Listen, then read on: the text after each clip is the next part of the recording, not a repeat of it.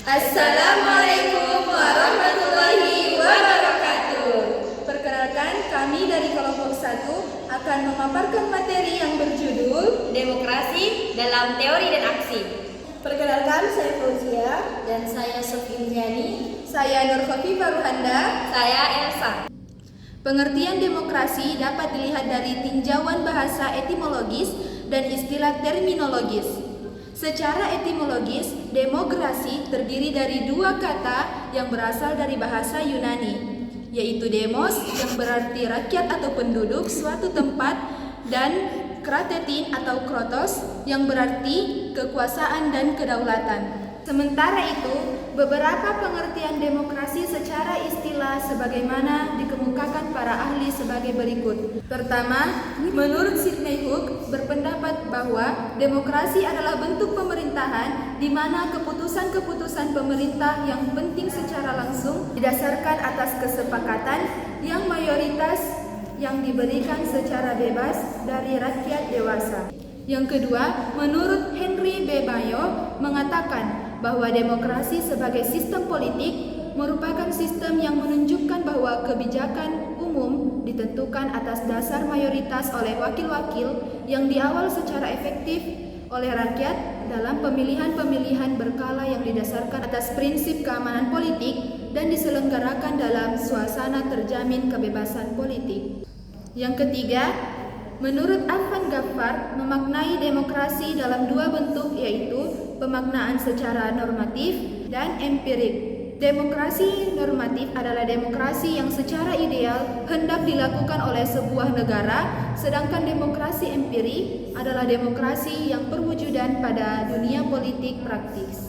Dengan demikian, makna demokrasi adalah landasan hidup bermasyarakat dan bernegara yang mengandung pengertian bahwa rakyatlah yang menentukan dan menghadapi masalah-masalah mengenai kehidupan negara, berbangsa, dan kehidupan rakyat menuju masa depan. Baiklah, saya akan membacakan materi selanjutnya, yaitu sejarah perkembangan demokrasi di Barat. Konsep demokrasi semula lahir dari pemikiran mengenai hubungan negara dan hukum di Yunani kuno dan dipraktekkan dalam hidup bernegara antara abad ke-4 Masehi. Demokrasi yang dipraktekkan pada masa itu berbentuk demokrasi langsung atau direct democracy. Artinya, hak rakyat untuk membuat keputusan politik dijalankan secara langsung oleh seluruh warga negara berdasarkan prosedur mayoritas. Sifat prosedur itu berlangsung secara efektif karena negara kota atau city-state Yunani kuno berlangsung dalam kondisi sederhana dengan wilayah-wilayahnya yang hanya terbatas pada sebuah kota kecil dengan jumlah penduduk sekitar 300.000 orang. Selain itu, ketentuan-ketentuan menikmati hak demokrasi hanya berlaku bagi warga negara resmi, sedangkan bagi negara yang berstatus budak belian, pedagang asing, perempuan, dan anak-anak tidak dapat menikmatinya. Selanjutnya yaitu sejarah dan perkembangan demokrasi di Indonesia. Yang pertama, demokrasi pada periode 1945 sampai dengan 1959. Demokrasi pada masa ini dikenal dengan demokrasi parlementer. Sistem parlementer yang mulai berlaku sebulan sesudah kemerdekaan diproklamirkan. Kemudian diperkuat dengan Undang-Undang Dasar 1945 dan 1950 dan ternyata kurang cocok di Indonesia. Selanjutnya yang kedua itu ada demokrasi pada periode 1959 sampai dengan 1965. Ciri-ciri periode ini adalah dominasi dari presiden, terbatasnya peranan partai politik, berkembangnya pengaruh komunis dan meluasnya peranan ABRI sebagai unsur sosial politik. Dekret Presiden 5 Juli dapat dipandang sebagai usaha untuk mencari jalan keluar dari kemacetan politik melalui pembentukan pemimpinan yang kuat. Undang-Undang 1945 membuka kesempatan bagi seorang presiden untuk bertahan sekurang-kurangnya selama 5 tahun. Selanjutnya yang ketiga ada demokrasi pada periode 1965 sampai 1998. Landasan formil dari periode ini adalah Pancasila, Undang-Undang Dasar 1945, serta ketetapan MPRS. Dalam usaha untuk meluruskan kembali terhadap penyelewengan terhadap UUD yang terjadi pada masa demokrasi terpimpin. Selanjutnya yang keempat ada demokrasi pada periode 1998 sampai sekarang. Runtuhnya rezim otoriter Orde Baru telah membawa harapan baru bagi tumbuhnya demokrasi di Indonesia. Bergulirnya reformasi yang mengiringi keruntuhan rezim tersebut merupakan fase krusial yang kritis, karena dalam fase ini ditentukan kemana arah demokrasi akan dibangun. Baik, saya akan melanjutkan materi sebelumnya. Materi selanjutnya yaitu model-model demokrasi. Skalar mengajukan 5 corak atau model demokrasi, yaitu demokrasi liberal, demokrasi terpimpin, demokrasi sosial, demokrasi partisipasi, dan demokrasi konstitusi.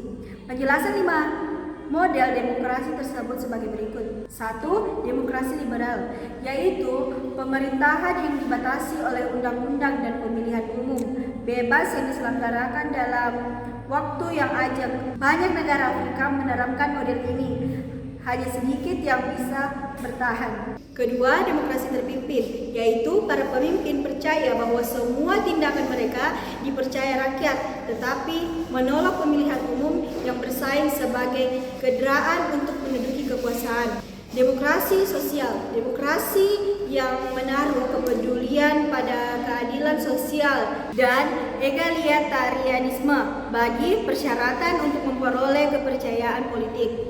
4. Demokrasi partisipasi yang menekankan hubungan timbal balik penguasa dan yang dikuasai. Dan yang terakhir, demokrasi konstitusional yang menekankan proteksi khusus bagi kelompok-kelompok budaya yang menekankan kerjasama yang erat di antara elit yang mewakili bagian budaya. Baik, saya akan membacakan materi selanjutnya. Islam dan demokrasi. Islam dan demokrasi adalah dua sistem politik yang berbeda. Dengan demikian, Islam dan demokrasi adalah hal yang berbeda.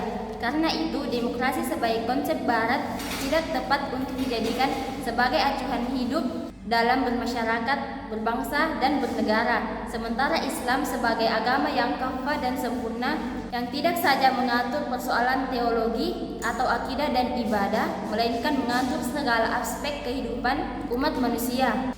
Islam berbeda dengan demokrasi yang dipandang dari sudut pandang barat apabila demokrasi didefinisikan secara prosedural seperti yang dipraktikkan di negara-negara maju, sedangkan Islam merupakan sistem politik demokratis kalau didefinisikan secara substansif, yakni kedaulatan di tangan rakyat dan negara merupakan terjemahan dari kedaulatan rakyat ini. Dengan demikian, dalam pandangan kelompok ini, demokrasi adalah konsep yang sejalan dengan konsep Islam. Setelah diadakan penyesuaian penafsiran terhadap konsep demokrasi itu sendiri, Islam adalah sistem nilai yang membenarkan dan mendukung sistem politik demokrasi yang dipraktikkan negara-negara maju di Indonesia. Hal ini karena demokrasi sudah menjadi bagian dari integral sistem pemerintahan Indonesia. Sekian dari saya. Sekian dari kami. Wassalamualaikum warahmatullahi wabarakatuh.